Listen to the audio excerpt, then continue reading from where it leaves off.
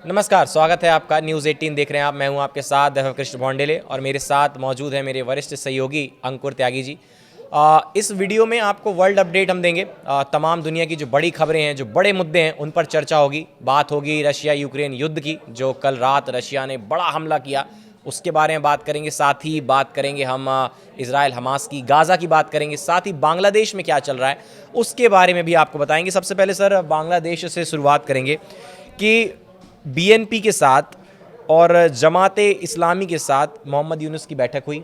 अब इस्तीफ़ा वो नहीं दे रहे हैं, तो इसके इसके क्या मायने हैं? बेसिकली उन्होंने इस्तीफ़ा देने से इसलिए मना किया क्योंकि उनको लगता है कि इस्तीफ़ा अगर वो देते हैं तो जो पूरी पकड़ है मोहम्मद यूनुस की और जो उनके पीछे किरदार है तो वो सब बंद हो जाएगी। और किरदार कौन है? किरदार बहुत सारे डोमेस्टिक भी हैं, इंटरनेशनल प्लेयर भी हैं।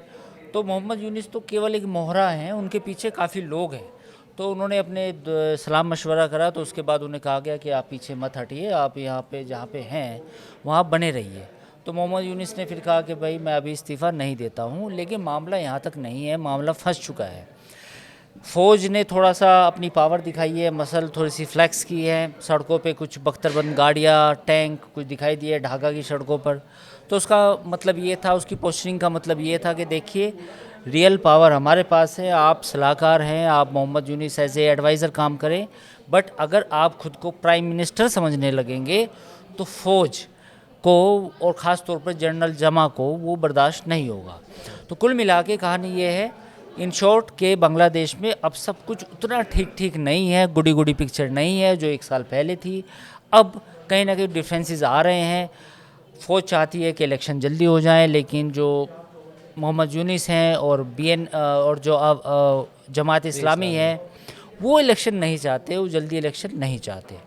हालांकि सर बीएनपी के साथ भी बैठक हुई, वो भी वहाँ पे थे। बीएनपी ने लेकिन कहा कि 2025 के अंत तक, दिसंबर तक आप मुझे रोड मैप दें कि हम कैसे हाँ, चुनाव करवाएंगे, बीएनपी क्योंकि सेना चाहती है कि चुनाव देखिए हो। बीएनपी भी चाहती है और सेना भी चाहती है। अभी फौज वहाँ पे क्या तीन चार किरदार कौन कौन से हैं? एक किरदार है फौज का, एक किरदार है बीएनपी, एक अवामी लीग, लेकिन उसको बैन किया, लगभग बैन किया जा चुका है और करीब 11,000 कार्यकर्ता उसकी जेल में है, तो उसका काफ़ी बुरी स्थिति है। तो अवामी लीग का तो कुछ मामला ही नहीं है। तीसरे नंबर पे आती है एक बीएनपी, दूसरे नंबर पे फौज और तीसरे नंबर पे आती है जमात इस्लामी। जमात इस्लामी वहाँ के कट्टरपंथी पार्टी है। बीएनपी को ऐसे में लगता है कि जो आवामी लीग की जो जगह है, जो स्पेस है, वो मैं फिल कर सकती हूँ। जमात इस्लामी का प्रभाव है, लेकिन वो पैन बांग्लादेश पार्टी नहीं है। यानी कि अगर आप चाहें कि उसको सारे ही तबकों का समर्थन हासिल हो तो ऐसा नहीं है।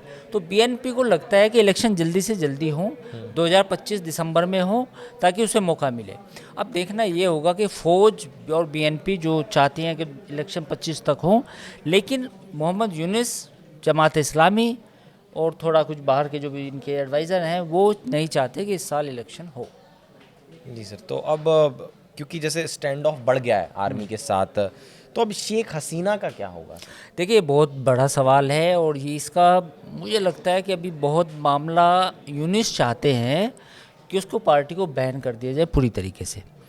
और यूनुस ने ये भी कहा है कि अगले 5-6 महीने मुझे जो दिए जाएंगे उसमें अवामी लीग के जितने भी कार्यकर्ता हैं सबको अंदर डाला जाएगा, उनके खिलाफ़ कड़ी कार्रवाई की जाएगी। तो ये चाहते हैं। तो इसका मतलब क्या होगा? इसका मतलब ये होगा कि अगर अगले साल 2025 में इलेक्शन होते हैं तो उस वक्त केवल 2 ही पॉलिटिकल पार्टी बचेंगी।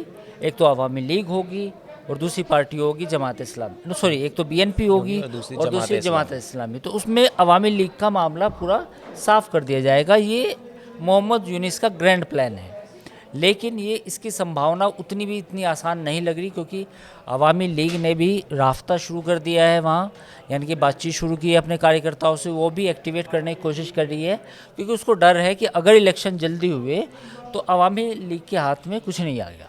सर लेकिन जैसे क्योंकि उन्होंने इस्तीफे की बात कह दी थी और फिर उसके बाद ये सूत्रों ने कहा कि जो उनका मंत्रिमंडल था वो उनको पुश कर रहा था कि आप पद पर बने रहें, तो मंत्रिमंडल जो था वो भी कहीं ना कहीं क्या बीएनपी या जमात इस्लामी के नहीं दबाव में था? उसमें भी कुछ लोग उनके साथ नहीं, थे? वो बेसिकली जितने भी इनके एडवाइज़र हैं, कुछ उसमें स्टूडेंट लीडर हैं कुछ उसमें और दूसरे लोग हैं, इसमें कुछ कट्टरपंथी भी हैं, बीएनपी के एक दो नेता भी हैं जो सिंपैथाइजर हैं।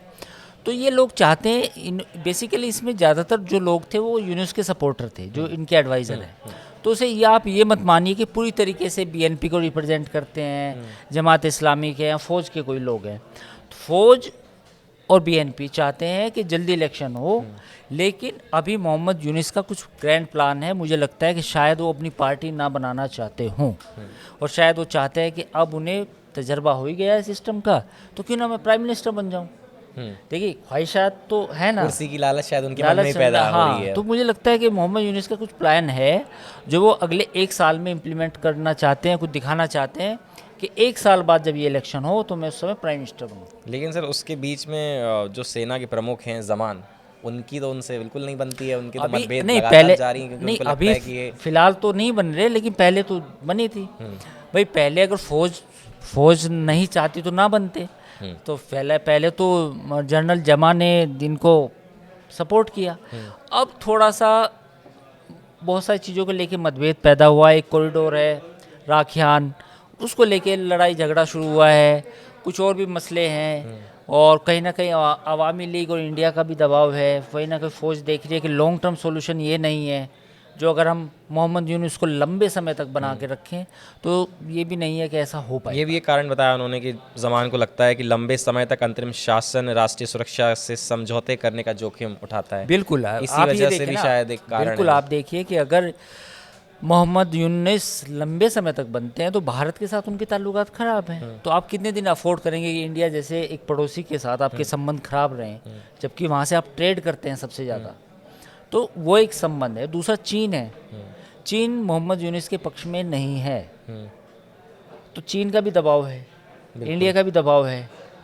तो ये सारी चीज़ें मिलके अब फौज को लगता है कि ये लंबा जो फॉर्मूला बना था, जो खिचड़ी इसको बनी तो थी, रोका जाए और चुनाव जल्द से जल्द करवाए जाए। हाँ, ठीक है। चलिए सर, अब थोड़ा सा रशिया यूक्रेन के ऊपर भी बात कर लेते हैं, क्योंकि जो रशिया ने इतना बड़ा अटैक किया यूक्रेन के ऊपर, जबकि अदला बदली दोनों देशों के बीच लोगों की, कैदियों की चल रही थी, और उसके बीच इतना बड़ा हमला कर दिया।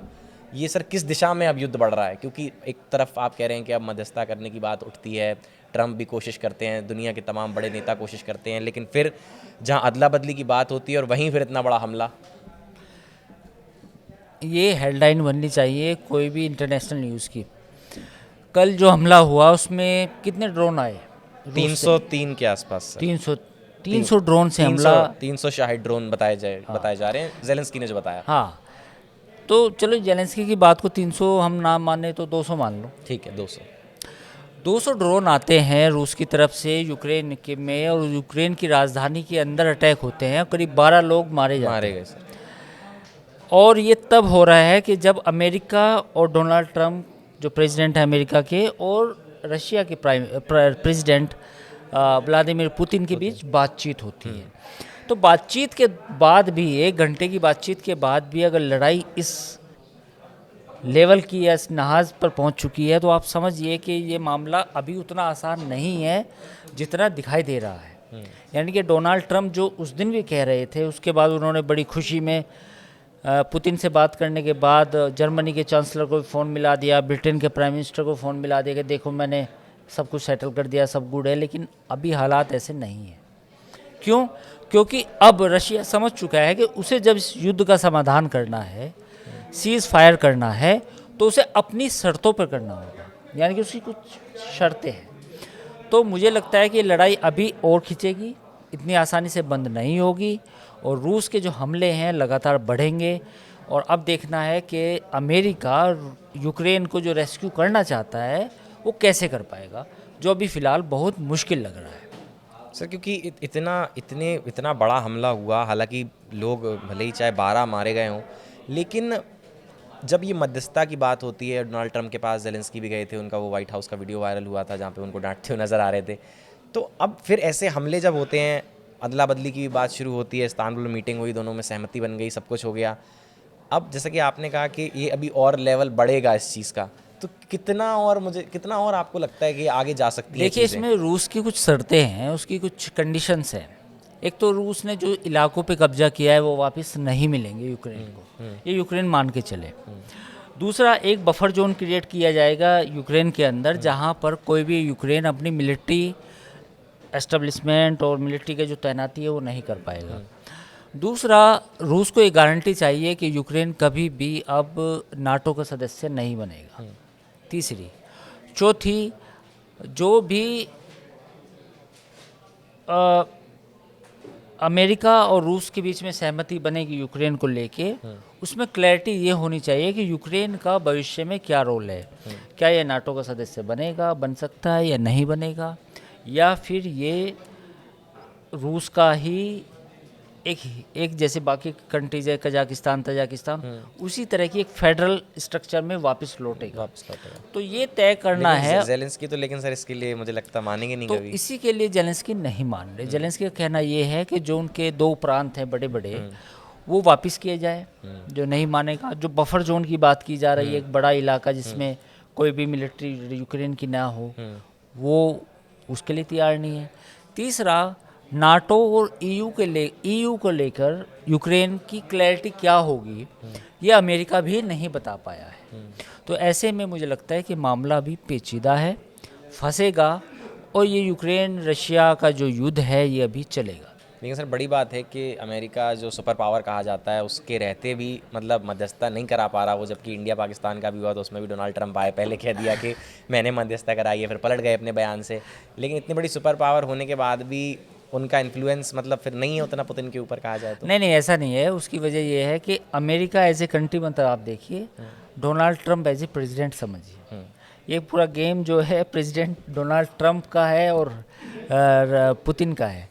अमेरिका पावरफुल था, लेकिन डोनाल्ड ट्रंप ने जिस तरह से बातचीत की, जिस तरह से वो बातचीत करना चाह रहे हैं, मसले को सुलझाना चाह रहे हैं, वो उनका तरीका अलग है। ये समझ डोमिनेट करके नहीं, थोड़ा सा डोमिनेट भी, कई बार वो जरूरत से ज़्यादा बातें बोलते भी हैं, उस तरह के स्टेटमेंटशिप नहीं दिखाते। जैसा एक बड़े न्यू पावर्ड कंट्री को एक लीडर को दिखाना चाहिए। वो सहजता नहीं है, वो ठहराव नहीं है, तो वो जल्दी में कुछ भी बात करते हैं। तो उस तरह का मामला है, तो उससे थोड़ा सा मामला उलझता हुआ नज़र आ रहा है। ये तो रशिया यूक्रेन युद्ध की बात हो गई। अब बात थोड़ा सर इजराइल हमास गाज़ा की भी कर लेते हैं। वहाँ पे क्या चल रहा है, वहाँ का क्या अपडेट है? देखिए, इजराइल हमास में काफ़ी दुखद खबर ये है कि कल भी अटैक्स जारी रहे, जिसमें कुछ लोग बेगुनाह भी मारे गए। कल करीब 79 के करीब लोग मारे गए हैं जो इजराइल हमास की लड़ाई हुई है। हालांकि ये अच्छी बात है कि जो एड के ट्रक हैं, जो आम जनता को जो मिलने हैं एड, उसके ट्रक्स की संख्या अब बढ़ गई है, और वो इजराइल ने इजाज़त दी है कि जो वहाँ पे लोग हैं उनको एड मिले। देखिए, सवाल ये है कि मुझे लगता है कि ये भी मामला बड़ा पेचीदा हो चुका है। इजराइल अमेरिका की नहीं सुन रहा है। इजराइल का जो ऑपरेशन है वो भी जारी है, जिसमें उसका मकसद ये है कि जो बंधक हैं उनको छुड़ाया जाए हर हाल में। दूसरी तरफ ये भी है कि जो हमास की लोकल लीडरशिप है वो भी किसी तरह बातचीत के मूड में नहीं है। वो इस तरीके से जो इजराइल चाहता है उनकी शर्तें मानने को तैयार नहीं है। तो ऐसे में जो आम लोग हैं, जो बच्चे हैं, जो बीमार हैं, जो भूखे भी हैं, जो जिनकी स्थिति भी ख़राब है, उनको इसका खामियाजा भुगतना पड़ रहा है। तो एड कम मिल रही है। कम से कम एक अनुमान के तहत कम से कम 100 से 150 ट्रक एड के रोज़ गाज़ा में आने चाहिए, जो एक एस्टिमेट लगाया यूएन की एजेंसी ने, मैं वो कोट कर रहा हूँ।